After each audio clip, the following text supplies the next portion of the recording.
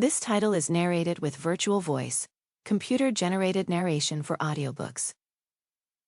The Voicemail by B.A. Cubbage. Prologue. Abraham. Do you ever think that life is just one big cruel joke after another?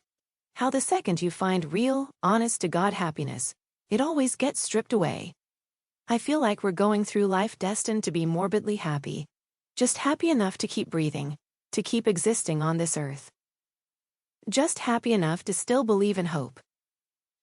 I was more than morbidly happy. I was ridiculously, unconditionally happy. And it was ripped from my fingertips, like some nightmare where a dark force waits in the shadows, until I'm the happiest I could ever be, then jumps out and yells, "Ha ha, just kidding," and takes it from me. My happy has a name. She goes by Reagan Nicole Winters.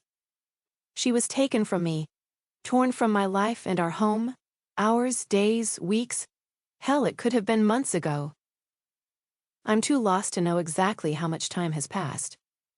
I feel like my soul has been torn from me.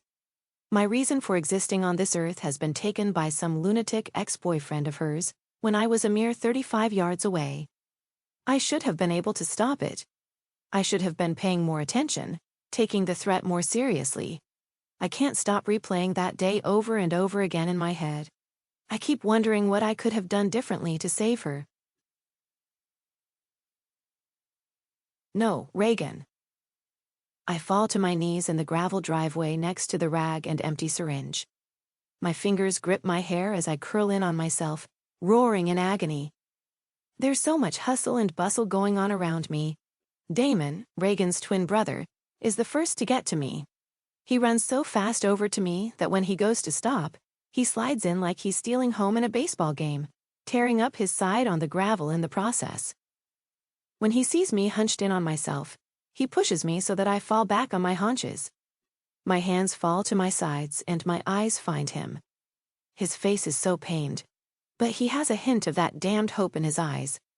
Hope that he's not really seeing what he's seeing. Hope that his sister isn't actually gone. Hope that, while she was being ripped from our lives, we weren't out back 35 yards away laughing and drinking beer. His older brother, Devin, slams into him, coming to a stop on his knees. They stare at me, like they're not willing to look away and find that this is actually happening. Like they're waiting for me to smile and say, "Gotcha," while Reagan jumps out of her hiding spot. When nothing comes, Devin stands.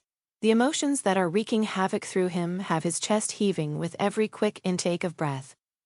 Sarah, his girlfriend, tries to calm his panic attack. Damon is still staring. I stare back, not able to move.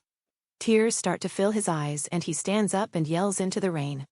We're all dripping wet and still getting soaked by the raging storm above. The weather is pretty fitting, actually. I was going to ask Reagan for her hand in marriage today, and a dark force rained on my parade. My little sister, Sam, has her hands on Damon's chest, trying to get him to calm down after he punched a hole through the driver's side window on his truck, shattering it. Mickey, my best fucking friend in the whole damn world, puts his hands under my arms and lifts me to my feet. Snap out of it, Stone. You are of no goddamned help zoning out the way you are. My eyes catch movement to my right. There are 2 cops escorting Sasha, my ex, who was in on this whole thing, to a patrol car on the other side of the yard. I lose my shit and take off after her, getting into her face and invading her personal space. I'm sure I've got the look of murder in my eyes as I'm yelling into her now terrified face. I demand that she tell me where Chris, Reagan's ex, has taken her. She spills her guts about being in on the whole thing, being the distraction, being in on it all along. But she doesn't have an answer for me, and just keeps apologizing over and over again. Taking her by the shoulders, I get in her face and call her a liar. It takes all 3 of my friends to pull me away from Sasha. They have to hold me back until she is safely inside of a car and driven away. The little fucker was smart and played Sasha like a fiddle. She was delusional enough to think that once he took Reagan out of the picture, I would run from the law with her. The next few hours are a blur. A blur of policemen, Reagan's brothers, our friends. To keep listening to this audiobook, I've left you a link in the description so you can do it, at no cost thanks to Audible's 30-day free trial.